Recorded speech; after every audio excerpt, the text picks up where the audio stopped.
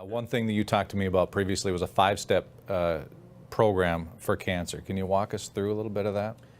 Yeah, and again, that's part of what I call working it backwards, because people really don't know what causes their cancer. They go in and get a diagnosis, and their oncologist will go through a minute or two of the human genome and genetics, and which is a bunch of gobbledygook, and then he or she will throw his hands up in the air and say, "We really don't know." And I would say to that patient, "Gee, I don't want to go see that guy. He doesn't know why I have it, or essentially what it is. I want to go see someone who knows." That's the walking it backwards. You know, cancer is caused largely today, well, this much of it is genetic, very little is. If you're carrying a BRCA1 or 2, you know, a defective gene, which is possible, but it still doesn't mean you're going to get cancer. But most of it is not genetic. Most of it is actually driven by epigenetics. And that's what people need to understand. There is a difference. If genetics is your computer, if it's the hardware, then epigenetics is the software. And we all know that the software drives the hardware. It is really the brains. That's what epigenetics is, and that's what cancer is. You know, we know the right foods have always been epigenetic, always. The right raw organic foods, because they will provide the nutrients in the body that will keep all of those pathways open and moving, the methylation pathways, the enzymatic pathways, the things that really drive the body and drive the genetics as well. So cancer is not genetic, and if you're in a room full of oncologists and your first line of your speech is that cancer is not genetic, they'll probably throw you out right away. And I had a good geneticist, Dr. Alfredo Galvez, told me that, and he started with that line, and boy, they were mad at him. But it's true nonetheless, and we have to deal in truth. So the 5 things are the right diet. If you don't do the right diet, you're not going to get there. It's very difficult to get there. You can't do this much right and eat at Burger King and drink Coca-Cola and milkshakes and French fries, unless you're one patient I know who did all the wrong things, but he did enough right things and he survived and thrived. But I don't recommend that. So it's the right diet, it's the right supplementation, it's the right water, it's the right detoxification, critical, as we talked earlier about, and exercise, and the right exercise for those people who are able to do it. And by the right exercise, you know, it's different for different people. Obviously, I don't recommend swimming in chlorinated pools, but if you can swim, that's good, or walk or run or whatever you can do. I'm 65, I'm still an active runner at my age, and it's good for me. I love it, but it's not for everyone. We have whole body vibration equipment now, which is, it is so good that it was unbelievable for us to read the research on this. And I won't go into all of it, but anyone, almost anyone, we had an ALS patient who was paralyzed. All he could move was his eyes, and we got his legs, his feet on this whole body vibration machine. And he smiled.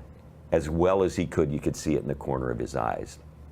These will help everyone if you know how to do it, what to do. They're very cost effective today. Detoxification, PIO. Precision intestinal oxidative hydrotoning. No one else in the world does it except the organization that we're with up in the Seattle, Washington area, and we're trying to get more people trained. It's absolutely incredible. It floods the body with oxygen through ozone. It uses perfected water. It looks like colonic hydrotherapy to start, but it goes way beyond that. It's not typical to what anyone else is really doing, and that's why the results are stunning, truly stunning. We drink the right water because the right water, the right ionized water heals. Our bodies are electric. Our cells run at a certain millivoltage, and if they're not there, you're sick. You're acidic and you're inflamed. Most people are that way today because they've got chronic sickness and disease. So we have to change that. There's not many ways to change that. How do you change the millivoltage in a cell? Used to be you eat a raw, vegan, organic diet because vegetables are very, very alkaline. Alkaline, millivoltage, they work together. And so, and many say are exactly the same thing. But now the best way to do it is through a specific kind of ionized water that runs at -300 to -800 millivolts, and it will raise that cell voltage. If you don't raise the cell voltage to 50, -75, you're not going to heal. You need that voltage to heal. And so very few people know about that. Dr. Jerry Tennant wrote a couple books on healing his voltage. I encourage everyone to read those, and you'll understand why this ionized water, and I promote specifically Kangen water because I have not seen anything that is comparable to date. And you'll be able to understand how it works. And the common layperson can get that, and they can understand how it works, but it's incredibly important. And then the Right Supplementation, we use a couple. We use the Relive products. Some people will want to give me heartburn on that, but I said no. I've done the research. I know what works and what doesn't work as far as supplements go, because we test them in the human body. You can test everything you want in the Petri dish. It's not the same thing, folks.